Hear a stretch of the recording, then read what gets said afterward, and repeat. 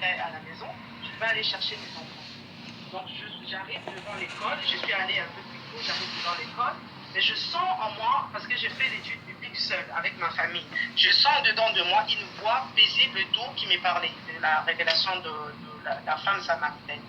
En fait, la voix me disait que, en fait, quand Jésus est venu sur cette terre, c'était pas pour s'intéresser aux choses du monde, en fait, tout ce qui était spirituel. Il était venu pour son église. Et la femme samaritaine qui a croisé Jésus, oui, il y a eu une rencontre. Mais la rencontre, en fait, c'est nous, on l'interprète d'une façon naturelle, d'une façon physique.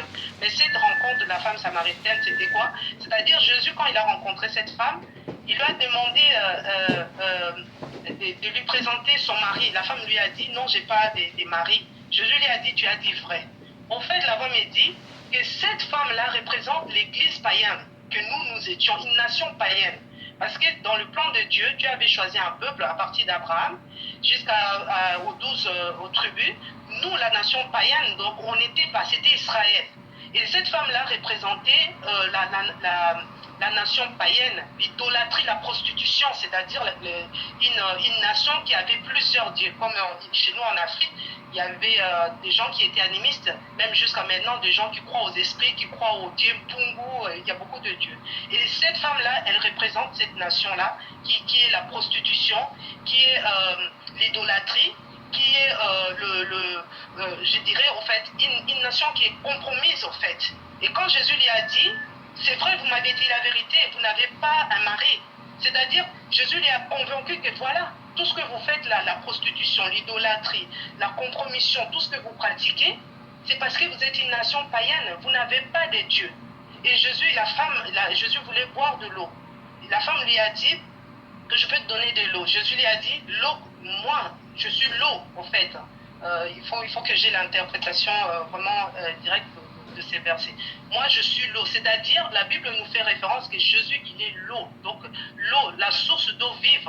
Donc, celui qui boit de son eau n'aura plus soif. C'est-à-dire, quand quelqu'un qui est païen, qui est dans l'idolâtrie, qui est dans l'animisme, qui pratique l'occultisme et tout, accepte Jésus dans sa vie, c'est comme quelqu'un qui avait soif, qui prend de l'eau, et cette eau-là lui donne la paix. Cette eau-là lui change, en fait. C'est comme quelqu'un, les gens souvent, même en été, quand il fait très très très chaud, quand on boit de l'eau, on sent quand même, il y a quand même une satisfaction. C'est ce que Jésus voulait demander à la femme, c'est-à-dire, bois-moi, prends-moi, essaye-moi, dans ton intimité, toi et moi. Soyons dans l'intimité, quand tu vas m'essayer, tu vas avoir une satisfaction. Et puis, il y a une autre représentation, c'est-à-dire la montagne. Quand Jésus lui a dit que ce n'est pas sur cette montagne-là de Samarie que vous allez venir prier, ça sera plutôt à Jérusalem. Et la voix me disait, la montagne, c'est-à-dire, en fait, ce sont des hôtels qui ne sont pas approuvés par Dieu. C'est-à-dire Jérusalem, voilà.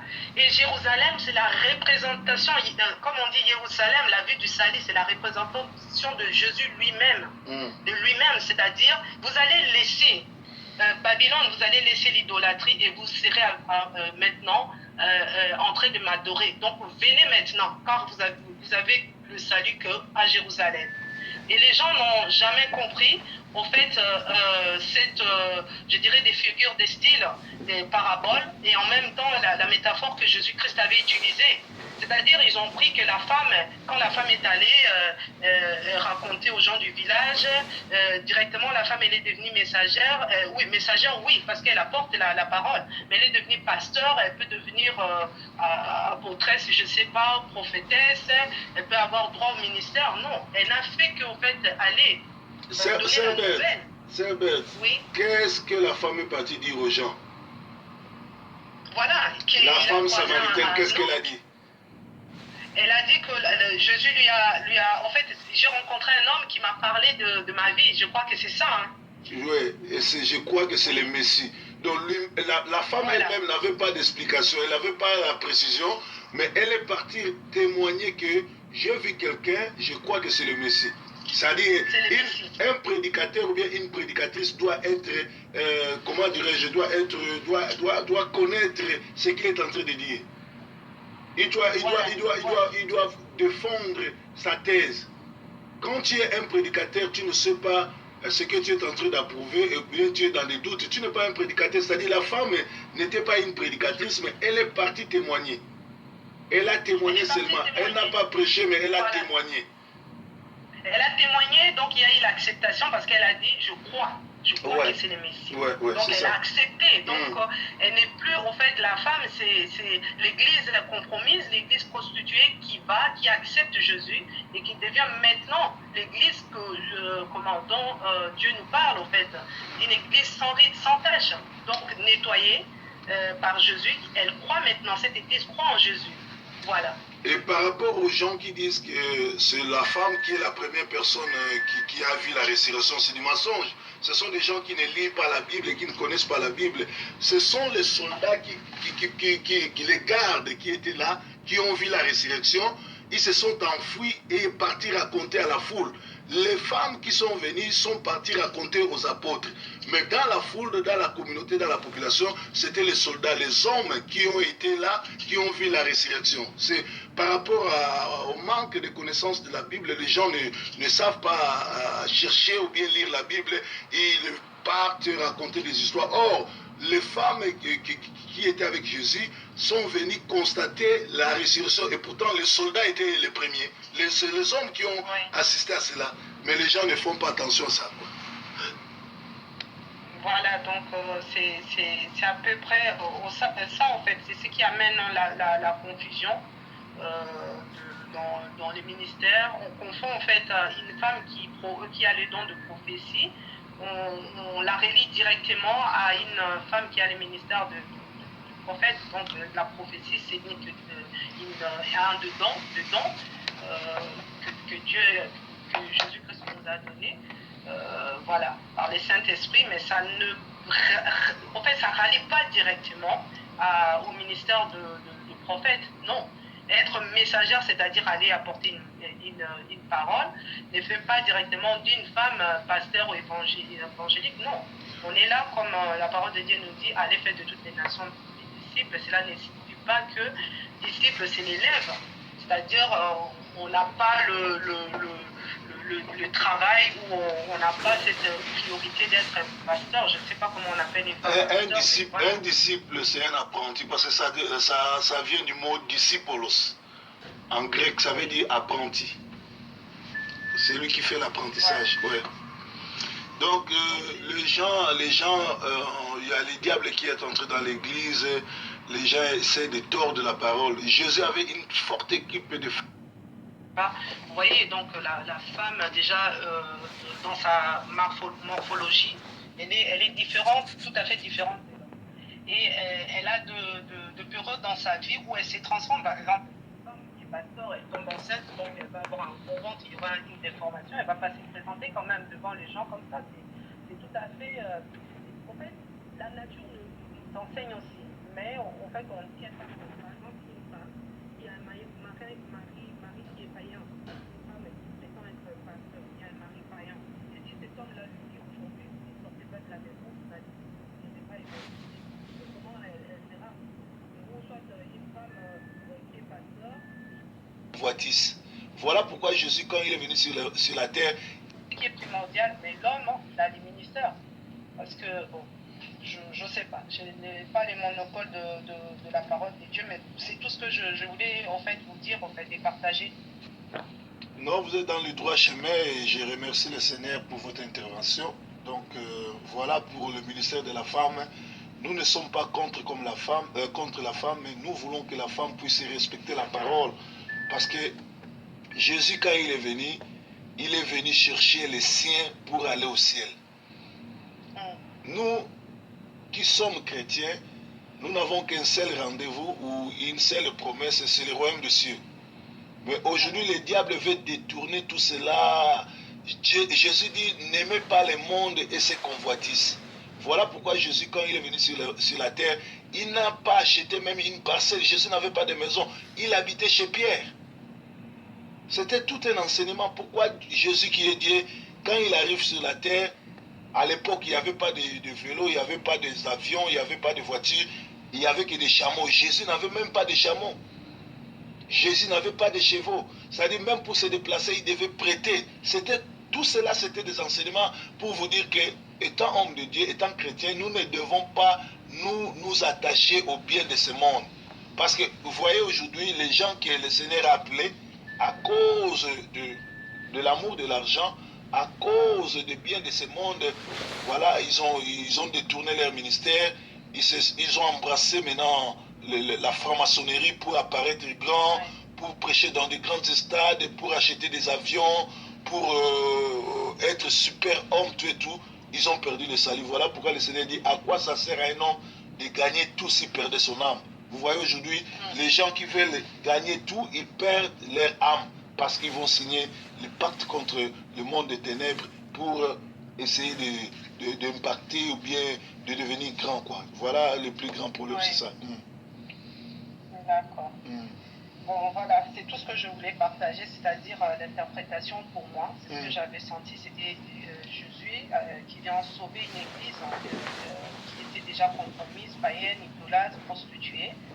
Et voilà, qui veut la ramener dans son projet. C'est-à-dire nous qui étions des nations païennes, qui n'étions pas dans le plan d'Israël, mais nous avons été sauvés, rachetés par Jésus-Christ. Voilà. J'ai beaucoup aimé, j'ai prêché la femme samaritaine sous beaucoup de formes. Ça, c'est une très grande révélation que le Seigneur t'a donnée. J'apprécie. Je suis de cœur avec toi et je bénis l'Éternel. Et voilà pourquoi j'ai enregistré cela, parce que je voulais que le monde entier, tous ceux qui suivent Sentinelle TV puissent partager aussi cette révélation. Je ne sais pas si tu pourras au moins nous dire là où tu es en France, en Belgique, je ne sais pas où, pour que les gens sachent. Tu peux cacher ton nom de famille, tu dis seulement là où tu es. Je suis en France, voilà, je suis en France. Ok. Oui, mais ça m'a gêné parce que vous avez prononcé mon prénom, j'ai pas aimé. Ok, en tout cas, mes excuses, je ne savais pas qu'il ne fallait pas que je cite votre prénom. Non, une fois seulement, ben voilà. Est-ce que tu as un dernier conseil à donner à celles qui aspirent à entrer dans le ministère, ou tout ce qui est comme femme, tout ce qui se plaignent, elle veut devenir pasteur, ou bien elle ne croit pas au ministère de la femme, ou bien elle veut servir le Seigneur? Quelle orientation peut-il donner à toute cette catégorie de femmes? Oui, bon, moi, en fait, je vais juste dire à toutes ces femmes, toutes ces sœurs, même les plus jeunes sœurs, je vais leur dire, en fait, à quoi sert de courir, en fait, derrière les ministères quand on sait que, en fait, c'est un sujet à discussion, et on sent, même quand on plonge dans les Écritures, on voit que nulle part, en fait, tout autour de Jésus, les disciples, c'était des hommes, et il y avait des femmes. Mais si on ne nous a pas cité les noms des disciples qui étaient tout autour de Jésus, ces disciples, en fait, au départ, ils étaient disciples, et après, ils ont été appelés apôtres. Mais il y avait aussi des femmes qui étaient là. Mais ces femmes avaient d'autres rôles. C'est-à-dire, peut-être pour organiser la cuisine, l'organisation de la cuisine, beaucoup de choses. Mais ces femmes-là n'ont pas été appelées à devenir apôtres ou apôtresses. Donc, moi, ce que je vais conseiller aux sœurs, je sais qu'il y a une grande communauté congolaise ou africaine qui est derrière la chaîne. Je vais leur dire qu'il y a d'autres occupations, c'est-à-dire qu'il y a le pays, par exemple le Congo, qui a besoin des intercesseuses. Quand on voit par exemple l'exemple de Naomi, elle était allée dans un pays où il y avait l'abomination, croyant qu'elle allait s'enrichir. Elle a perdu son mari, elle a perdu ses 2 enfants. Mais qu'est-ce qu'elle a fait? Cette femme-là, elle a ramené une autre personne, elle a sauvé Ruth. Voilà. Il y a aussi Esther. Il y a aussi Esther, en fait. Esther, on nous fait voir une femme parfaite, en fait. Hein. Une femme, on regarde son déroulement, c'est une femme qui s'est sanctifiée pendant les 6 mois. Pour moi, je vois que c'est une femme qui s'est sanctifiée parce qu'elle devait se présenter devant le roi. Le roi, pour moi, je vois Jésus. Nous devons nous sanctifier pour pouvoir se présenter devant le roi, pour pouvoir amener nos sujets. Parce que Esther, en fait, elle a été amenée devant le roi. C'est pas pour faire la belle, hein, parce que la Bible nous dit que ça faisait 30 jours qu'Esther ne voyait pas son mari. Elle ne le voyait pas. Mais lorsque la mission solution d'Esther est arrivée, elle a jeûné, elle a prié.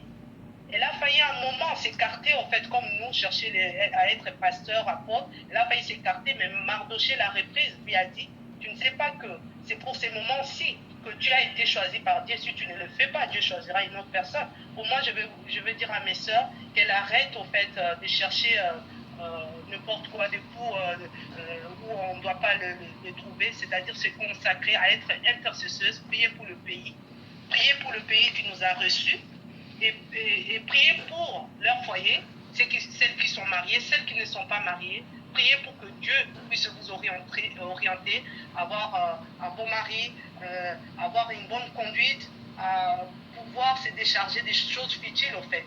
C'est-à-dire, il y a vraiment des choses, des problèmes qui nous intéressent, c'est-à-dire l'intercession, encadrer nos enfants, aider nos maris qui vont au travail dans la prière, parce qu'ils travaillent dur, et voilà, et ainsi de suite, il y a beaucoup de sujets, voilà.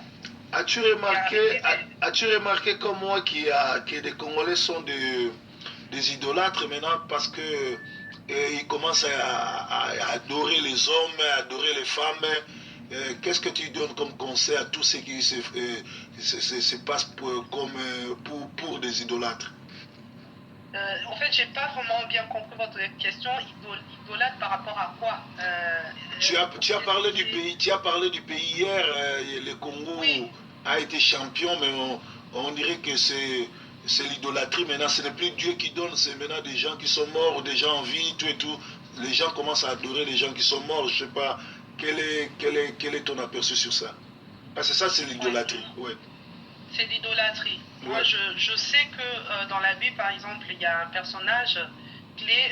Il y a par exemple Néhémie. Il a été amené il était en déportation. Quand il est arrivé, cet homme ne s'est pas intéressé par rapport à tout ce qu'il avait trouvé dans la cour du roi. Quand il a eu la lettre, on lui a dit qu'Israël, il y a le muraille qui s'était effondré, ainsi de suite. Il a pris à cœur son problème. C'est-à-dire, il a présenté à Dieu, il a prié, il a vraiment prié pour le péché de son pays. Parce que le problème du Congo, c'est quoi? Quand vous voyez, par exemple, un pays où il y a un étranger qui vient surgir, qui prend le pouvoir, quand vous voyez, il y a de meurtres, il y a des sacrifices, il y a des choses qui ne vont pas, vous devez au préalable, au fait, penser à la malédiction. C'est-à-dire la malédiction. Parce que quand David, dans la Bible, il avait péché, il a été chassé en exil. Donc on a vu qu'il y avait, voilà, son pouvoir a été pris par son propre fils. Par son propre fils qui est venu faire des abominations avec Absalom. Ainsi de suite. Voilà. Voilà. Tout cela nous renvoie à tout ce que David faisait au fait. C'était un homme qui était selon le cœur de Dieu, mais David c'était un grand pécheur. Mais Dieu, en fait, quand on pêche, on peut demander pardon. Mais je m'excuse, je vais éliciter là. Quand on appelle David l'homme selon le cœur de Dieu, cela veut dire que David est le seul roi d'Israël qui ne s'est pas prosterné devant un Dieu étranger. Il était pécheur, mais il s'est prosterné toujours devant le Dieu d'Israël. Il n'a pas adoré les idoles. Voilà pourquoi, selon le cœur de Dieu, c'est quoi? Ce n'est pas adorer les idoles. Voilà, vas-y, continue. Voilà. Voilà. Donc, le problème, si je n'oublie pas ce que je disais, en fait, c'est la malédiction. La première des choses à faire quand il y a une malédiction, c'est vraiment, au lieu de chercher, comme je disais, à être pasteureuse, prophétesse, doctoresse, je ne sais pas. Apôtresse. Rentrer dans la repentance. C'est-à-dire, pour les Congo, rentrer dans la repentance. Prier, pleurer. Pleurer, parce que la parole de Dieu dit, si mon peuple sur qui est invoqué mon nom, s'humilie, prie, cherche ma face, donc je le délivrerai, je guérirai son pays. Je pense que c'est ça. Donc, nous devons plutôt rentrer dans la repentance et beaucoup prier pour notre pays. Parce que vous devez savoir que les gens qui sont en train, en fait, de dormir et ne prient pas pour leur pays, vous devez savoir que le jour où Dieu visitera ces pays, ces gens-là n'auront pas leur part, ils n'auront pas leur héritage. Parce que la Bible est claire, celui qui ne travaille pas ne mange pas. Tu n'as pas prié, tu n'as pas aimé ton pays. Les enfants d'Israël, ils étaient à l'étranger, mais ils ont aimé Néhémie, Daniel, ils ont aimé leur pays, ils ont aimé Israël. Mais nous avons toujours des propos erronés, des propos de malédiction, maudissons même notre pays. Ce n'est pas du tout normal. Moi, je vous dirais à tous mes compatriotes, là je m'adresse aux Congolais, je vous dirais, aimez votre pays, priez, répentons-nous pour les péchés de nos pères, de ce que nous faisons, et prions pour le pays, et Dieu va délivrer. Et celui qui va avoir à cœur de prier pour le Congo, sachez que le jour où Dieu visitera ces pays, il aura sa part, sa descendance aussi sera bénie. Mais celui qui ne priera pas, qui ne vienne pas aussi dire, ah ben oui, pourquoi les autres sont bénis, moi je ne suis pas béni. C'est tout ce que tout ce que je pourrais dire en fait. C'est aimer le Congo, prier, présenter à Dieu nos problèmes, et répentons-nous, et cherchons Dieu vraiment dans la vérité. Ce n'est pas l'église où le pasteur est congolais, et il a une grande majorité des Congolais, il ne décrète pas les jeunes pour les pays, il ne prêche pas sur le Congo, il ne condamne pas ce qui s'est fait, alors ce pasteur-là n'est pas un pasteur. Et un prophète qui dit qu'il est prophète, c'est-à-dire de nation ou la nation, je ne sais pas, qui ne va pas voir le pouvoir en place pour leur dire ainsi dit l'Éternel, ce n'est pas un pasteur, mais un prophète. Là, je suis... franchement, là, j'aimerais bien souligner là-dessus. Et que dire de fidèles qui suivent et de pasteurs qui ne parlent pas de leur pays, qui ne se soucient pas de leur pays? Parce qu'il y a aussi des fidèles qui sont aveugles parce qu'ils suivent par sentiment ou bien par fanatisme. Oui, mais même dans les églises, par exemple, où il y a par exemple, je donne un exemple d'une église où il y a une forte communauté française.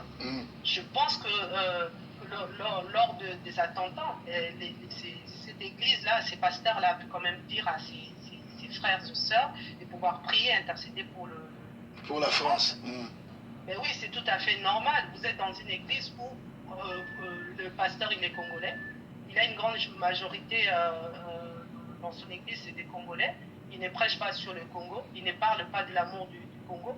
Mais ce n'est pas un pasteur. En plus, sur base de quoi il va demander la dîme. Je ne parle pas des offrandes, la dîme. La dîme, il faut aider les pauvres, il faut aider les orphelins. Il ne doit pas s'enrichir derrière la dîme. Donc la dîme, s'il demande la dîme, c'est pour soutenir les gens qui sont dans les besoins. Maintenant, qu'est-ce que nous voyons pour que nos familles qui sont au Congo mangent? Il faut d'abord qu'ils puissent nous appeler, nous harceler. Ce n'est pas normal, alors qu'il y a plusieurs églises ici. Je ne dirais pas des églises, mais des assemblées qui sont ici, qui ne font même pas des œuvres caritatives. Voilà, donc moi, je dirais, des églises congolaises à travers le monde n'ont pas réagi, sont absents parce que normalement... Les églises congolaises de l'Europe devaient soutenir les orphelins, les opprimés du Congo. Mais les pasteurs, eux, ils préfèrent demander l'argent pour aller construire des hôtels et des villas au Congo. Et des villas, et puis dire aux assemblées, par exemple, aux fidèles, déjeuner, de faire oui, prenez 3 jours de jeûne parce qu'il y a un esprit de mort. Je suis désolée, il y a beaucoup de gens qui meurent au Congo. Pourquoi ne pas décréter ces 3 jours de jeûne pour les gens qui sont au Congo? Voilà. Donc, en fait, nous avons des prières égoïstes. Nous ne nous aimons pas. Dans notre communauté, nous ne nous aimons pas. Alors, si on ne s'aime pas, ça ne sert à rien d'aller fréquenter une église. Parce que déjà, si tu n'aimes pas ton pays, tu n'aimes pas ton prochain, Dieu n'entendra pas ta prière parce que tu ne vois pas Dieu. Tu pries Dieu. Mais le prochain, qui est celui qui est à côté de toi, tu ne l'aimes pas, mais ça ne sert à rien. Je pense que c'est quand même, ça sera des prières un peu ambiguës. Je suis désolée. C'est vraiment compliqué. Merci ma soeur. Une église, normalement, excusez-moi, une église, ça commence d'abord à la maison. Une église, ce n'est pas le pasteur qui est l'église. L'église, d'abord, ce que nous devons commencer, c'est-à-dire avoir un encadrement déjà dans la maison. Parce que nous voyons nos enfants, en fait, des jeunes qui sont dehors. Les parents vont à l'église du matin jusqu'au soir. Ils ne pensent même pas aux enfants. Ils n'ont pas le temps pour faire leurs devoirs, ils n'ont pas le temps pour faire leurs loisirs, le sport. Les enfants sont là, ils sont livrés à eux-mêmes. Là, vous avez raison. Oui, les enfants vont devenir des délinquants. On va dire, oui, il y a tel démon, tel ceci, il y a telle cousine qui a tué, qui a fait ceci, c'est là, on acquise toujours, mais la responsabilité, soyons nous-mêmes responsables. L'église, c'est à partir de la maison. Et après, en ces moments-là, on peut aller de prier à XY établissement, donc c'est pas un problème. Le mot de la fin alors? Le monde de la fin, il y a... Bon, le monde de la fin, ben voilà, que Dieu nous bénisse et que vraiment que Dieu bénisse les Congos, que Dieu bénisse également tous les pays qui nous ont reçus parce que nous serons toujours, quand on parlera de nous, on parlera toujours d'origine. Même si on a des séjours, des nationalités ici, n'oublions pas l'origine en fait, l'origine. Prions parce que pour l'instant, le Congo il est en plein éclatement. N'attendons pas le jour où on va vous annexer par exemple à la Tanzanie, comme en Centrafrique ou au Rwanda, mais le moment est là, l'heure est déjà là, réveillons-nous, nous qui dormons, réveillons-nous, prions pour les Congos et aimons notre pays, arrêtons de critiquer, mais soyons en fait, au Moko, nous allons biso Moko ensemble, et quand on est unis, c'est en ces moments-là que nous pouvons vaincre l'ennemi. Et je m'adresserai aux combattants. Ces mouvements des combattants n'appartiennent pas à quelqu'un. Ça appartient à tous les Congolais. Nous devons faire les choses au fait avec cœur. Ne cherchons pas notre ego. Ne cherchons pas qu'on nous voit dans les médias. Ne cherchons pas à faire de buzz. Mais faites au fait qu'une organisation, que ça soit vraiment suivi, que ça soit vraiment qu'il y ait des... Par exemple, s'il y a une manifestation, consulter, faites des bureaux par exemple, qu'il y a un bureau de communication, qu'il y a un bureau qui va s'occuper par exemple de l'encadrement des gens qui seront là, et un bureau en fait qui sera là pour créer des slogans. On ne doit pas toujours avoir le même slogan, Kabila dégage, non, ça s'est évolué, ça ne sert plus à rien. Cherchons à avoir des slogans à chaque manifestation, et cherchons aussi, quand nous faisons des manifestations, à avoir des meetings. Cela nous aidera parce que et puis que tout le monde soit groupé, parce que j'ai regardé dans les images, dans les réseaux sociaux, c'est vraiment aberrant, parce qu'on voit lors de manifestations, les gens sont dispersés, il y en a qui parlent au téléphone, il y en a qui sont en train de montrer leur habillement, il y en a qui parlent. Ce n'est pas comme ça que ça se passe à une manifestation, on doit être groupé parce que les images, quand elles sont visionnées par les étrangers, en fait, il y a des connotations qu'on peut facilement donner à l'image, des interprétations qui vont faire en sorte que ce que nous faisons ne soit pas pris au sérieux. C'est pour cela que je demanderai, quand il y aura des prochaines manifestations, des dates qui seront arrêtées, faisons quand même des comités, cherchons comment on va s'habiller, comment on va diriger les slogans, qu'est-ce qui va être dit et comment ça va se passer. Donc tout le déroulement doit être encadré. Voilà, que Dieu vous bénisse et n'oublions pas, Jésus revient bientôt. Merci, Jésus revient bientôt. Bye bye.